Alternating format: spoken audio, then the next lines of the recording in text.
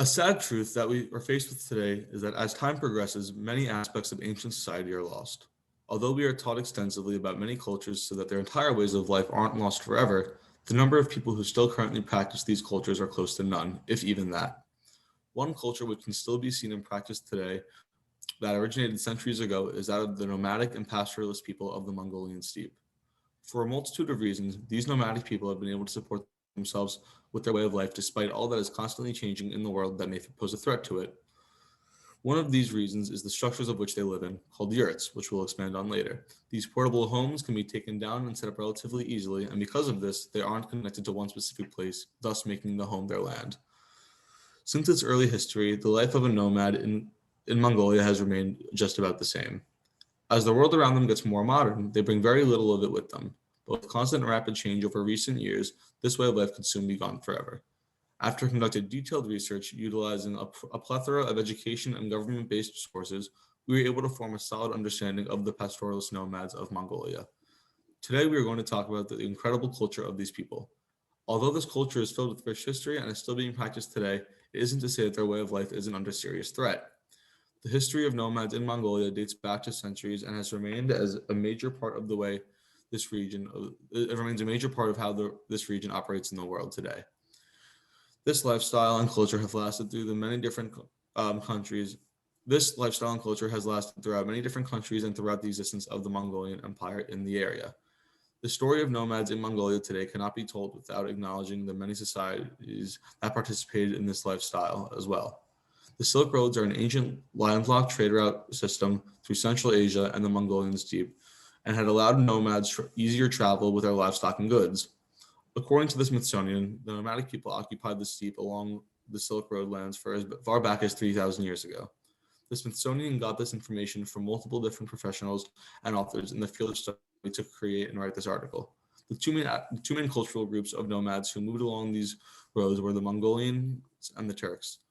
These nomads traveled along the Silk Roads and were in constant contact with the more established empires and civilizations along the roads. Eventually, the many nomadic tribes that existed on the greater Mongolian steppe began to see unification under one ruler known as Genghis Khan. As a young boy, he faced many hardships due to being raised solely by his mother in the harsh environment of Mongolia. According to an undated article titled The Pastoral Nomadic Life, written by Morris Rasabi, Genghis Khan believed that there was no way anyone could survive there without alliances and a strong collective of people. This, coupled with an unusually warm climate between the years 1180 and 1220, as well as poor trade relations between the Mongols and Chinese, Genghis Khan was able to rapidly take control and expand the great empire we now study as the Mongolian Empire. Genghis Khan completely broke down the nomadic and tribal aspect of Mongolian society at the time and created the largest Eurasian empire and trade routes in history. This great empire came crashing down rapidly, though, due to plague and political uprising from China and other capitalist ideals, as detailed in the 2002 article, Pastoral Societies and Theories of Historical Development, written by Nikolai Creighton.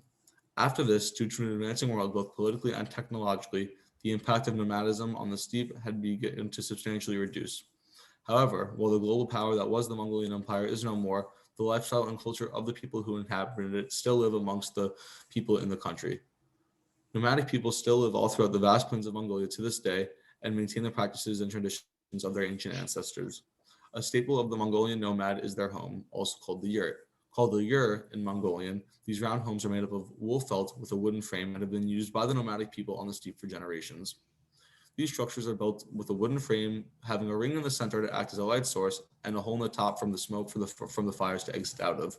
The outside is traditionally made from beaten wool whose fibers interlock to create a large sturdy cloth that acts as the walls, which are made also waterproof with the addition of dried milk or fat. More modern yurts use a layer of canvas for waterproofing and can easily be taken apart, stored, and moved, which is ideal for this nomadic lifestyle. Today, yurts are typically only lived in by one family and have become far more modernized, with some having metal stoves and even solar panels. Today, the main source of income and economic luxury for the people of nomadic Mongolia are their livestock. Some families in Mongolia are known to have herds of up to 250 plus. This comes from a first-hand account from Jonathan Phillips in an undated article. He spent 2 years in Mongolia with the Peace Corps. In fact, some of these herds that the Mongolian nomadic families have, can become so large that they really don't need to look for any other sort of economic gain. All their money can be made from their livestock through milk, meat, and other things.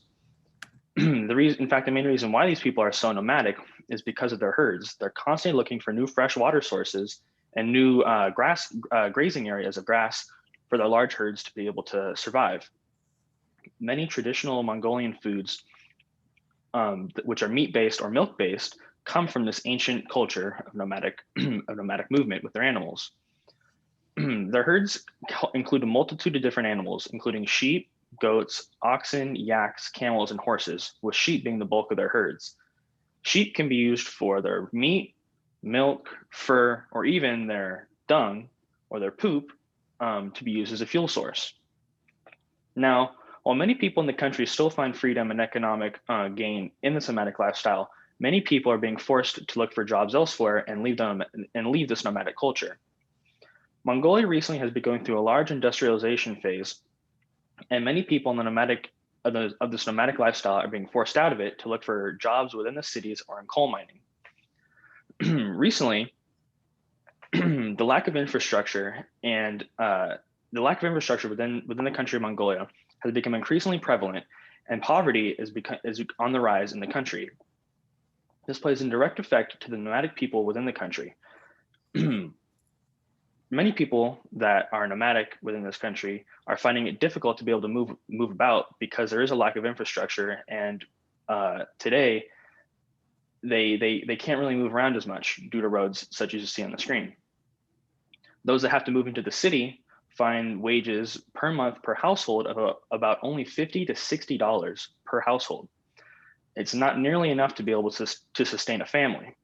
A large reason why many nomadic people are being forced to move into the city and earn these wages, or being forced out of the nomadic lifestyle in general, is due to a massive 20th century movement from the Mongolian government to shift from nomadic tribalism into more conglomerated collectiveness with their animals, to bring all these different herding groups and all their animals into one commune where they can be processed almost like an assembly line, which completely contradicts the idea of these nomadic people. And it's greatly decreasing this culture for these nomads.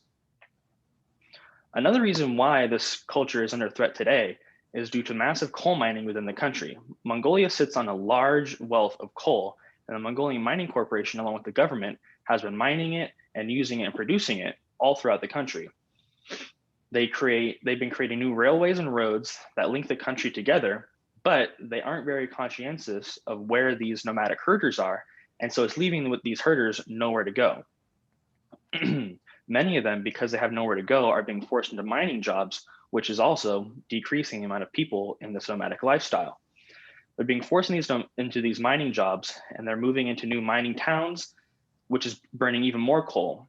Along with the city, which burns really only coal, specifically Ulaanbaatar, Mongolia has become one of the most polluted countries in the entire world, with the city of Ulaanbaatar, the capital, being one of the most polluted in the entire world. This pollution is causing the die-off of a lot of livestock within the country. The country is actually populated by about 40% nomadic people. So you can imagine that if this pollution is killing off livestock, a large portion of this country is being forced out of their way of life and into the city to earn the wages that I previously talked about. Today, we have shown you the nomadic culture of the Mongolian people and the reasons why it is incredible. We have detailed you the history of the Mongolian Empire and overall the nomadic people of Eurasia and on the Silk Roads. We've also gone over today what their life is like today with the yurt or gur as their living situation and how they make most of their money and live and survive with their herds. And we've also gone over the threats they face today with poverty, lack of infrastructure, and coal mining, and this massive industrialization that is happening in the country with no respect to the nomadic people. If there's one thing we want to leave you with, it's that this is a culture that should be remembered and cherished for a long time. These people have been around for a long time and they need to be remembered.